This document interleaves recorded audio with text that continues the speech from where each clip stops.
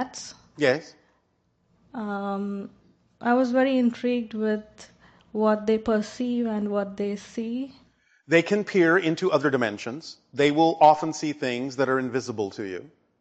And by learning to communicate with them, by learning to vibrate on their level, you can perhaps also be guided by cats to see those things too, to peer into other dimensions. Could you talk about what they do when they purr? Well, it can be for a number of different reasons. As many of you know, it can be from a satisfactory or content space. It can also be communication in a variety of levels. Sometimes it can also be that they might be attempting to repair themselves from an illness or an injury, that they may use it to vibrate themselves back into the proper state. It also has the effect on humans of many different things, such as reducing your heart rate, reducing your blood pressure. You understand? Yes. So it is primarily the idea of putting one in a state by matching that frequency that will be a beneficial state. Bringing one back, shall we say, to zero or square one, so to speak. Mm-hmm. So they are good little reset buttons. Okay. Yes? Are there any forms of higher selves of cats? What do they look like? The, let's say, oversouls of cats, do they have any form? You must repeat that. The It is not translating. The higher selves of cats. They can take other forms. Is there any civilization that represents them specifically? There are some that will relate very strongly to certain higher forms that you experience as cats that are not necessarily experienced exactly in the same way that you experience cats on your planet, because they are a different form, but may contain or represent similar energy. There are different civilizations that may relate to those beings in a variety of ways, yes, but the point is that you don't actually know those civilizations. Okay. Does that help? Yes, it does. All right, thank you. Thank you.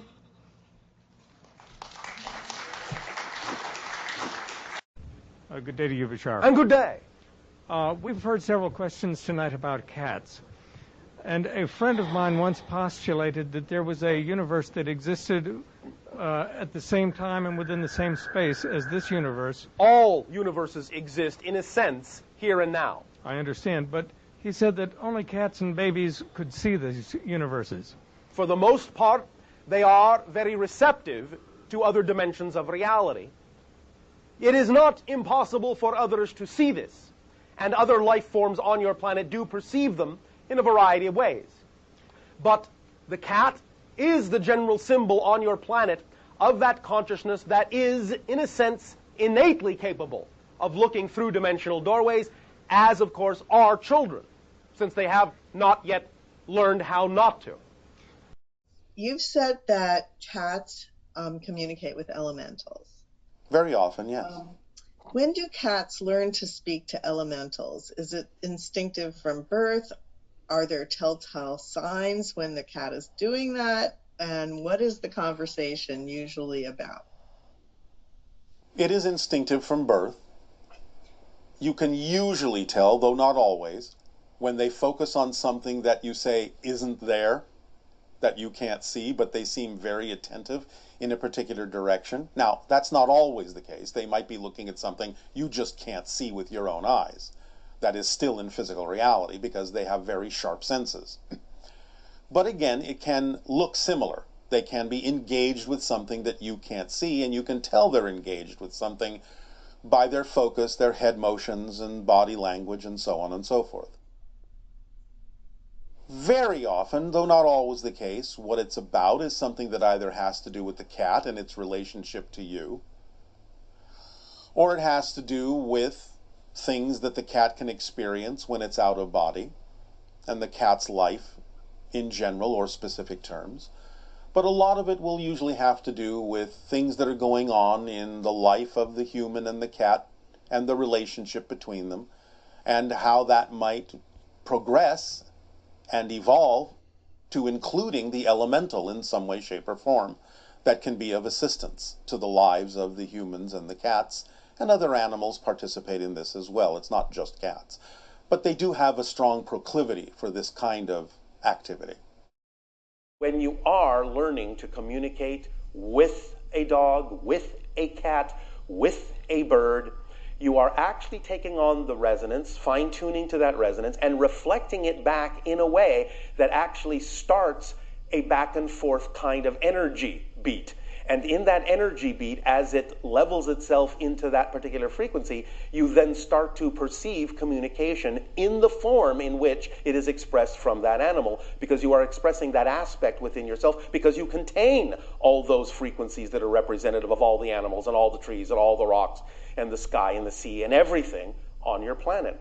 So it's about becoming a very fine-tuned station, a very fine-tuned antenna, receiver, and transmitter, so that you can really start to perceive those different frequencies in a very fine-grained way and really lock into them much more strongly, so that you can amplify that vibration between yourself and the life form you are communicating with, and then start to really interpret and transceive the communication in the modality that it is expressing itself from, because you become like them. This is the secret of the shamans, in the sense of actually being able to tap into parallel realities in such a way that they actually represent themselves as the animal they are in communication with. This is the source of the idea of seeing shamans turn into birds, turn into jaguars, turn into various animals. It's not in a sense that any molecular rearrangement has happened.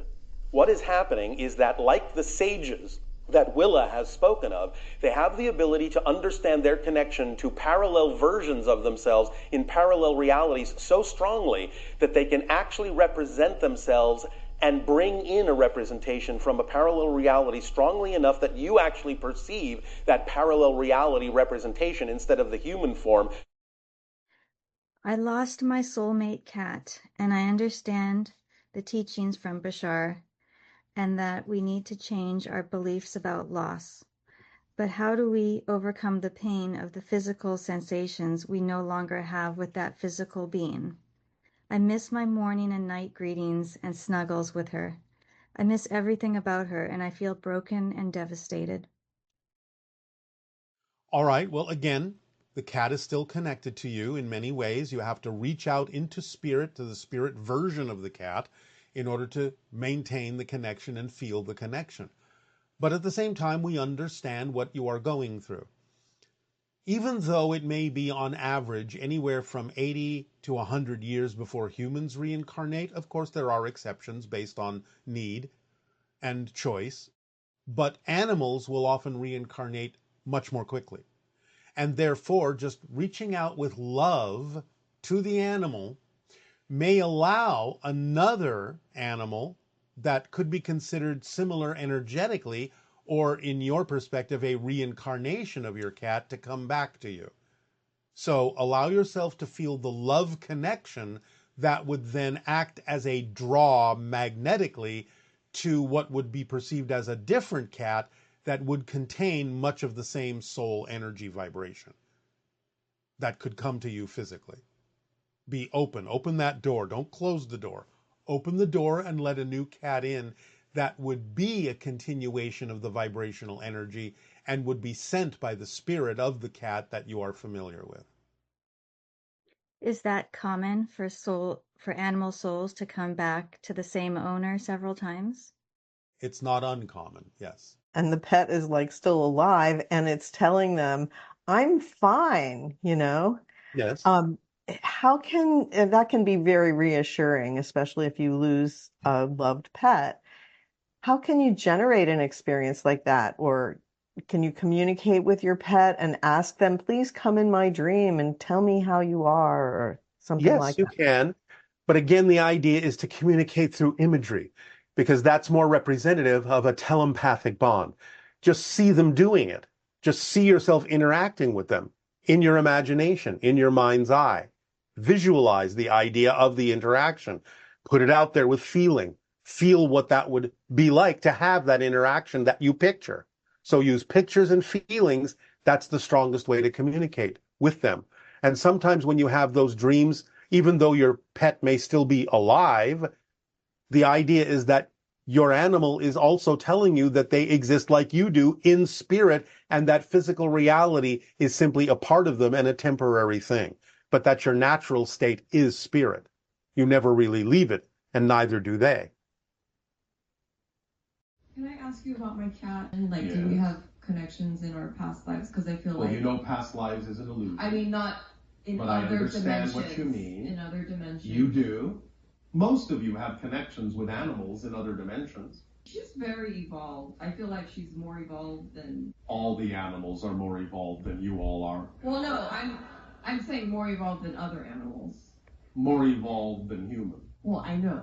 The idea, in many ways, is that's because they're specialists, not generalists. Oh. So they exhibit all of their intelligence in a specific focus. All they need to be is a cat. Do you understand? Yeah. And therefore all their intelligence goes into being a cat. So they don't have to always think the way you do, know the things you know, because you're a generalist as a human. That's your definition. They exhibit a very high degree of intelligence. All animals do, because all they have to be is what they are. And they are specialized in that way as reflectors for you. That doesn't mean they don't have their own understanding of their own lives and their own purposes and their own choices. But what they are is highly focused. And therefore they exhibit all of their intelligence in that expression. And they don't need to generalize it. Although some animals are learning to generalize as a reflection for you, because some generalization, as in with some cats and dogs and dolphins and whales, will lure you into more of yourself as well. So they perform that function too, by being generalized when they need to be, but that's just an aspect of their specialized focus. So, the adventures that you may have with your cat, which of course isn't always a cat in other dimensions, as you understand it, do happen. You go on many adventures with your animals in other dimensions, and they take on many other forms in other dimensions that may not even really be what you would recognize as an animal. And do animals have an ego?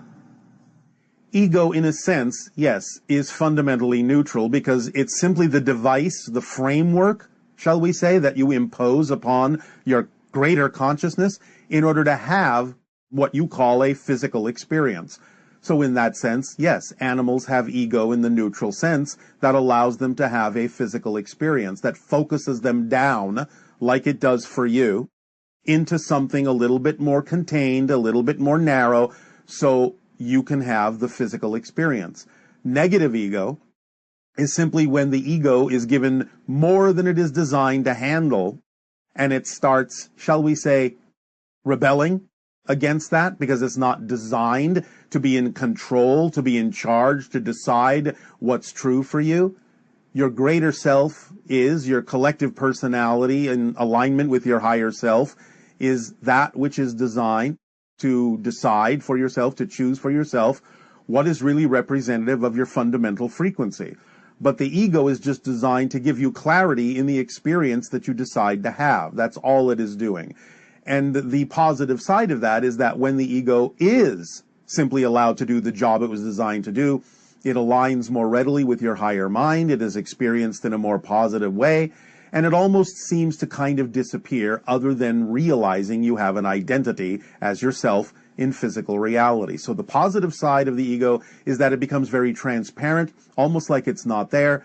The negative side is that it constantly calls your attention to it, because it thinks it has been given the task of deciding what is correct for you, or deciding what you should do or where you should go, and that's not what it's designed to do.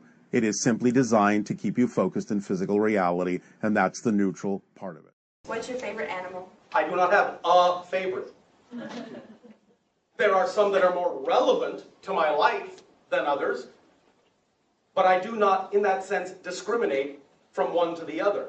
Whatever is my favorite is whatever I'm interacting with at that moment, because that's the one that needs to be in my life at that moment. There must be a reason for it, therefore that's my favorite. At that moment, because it's there.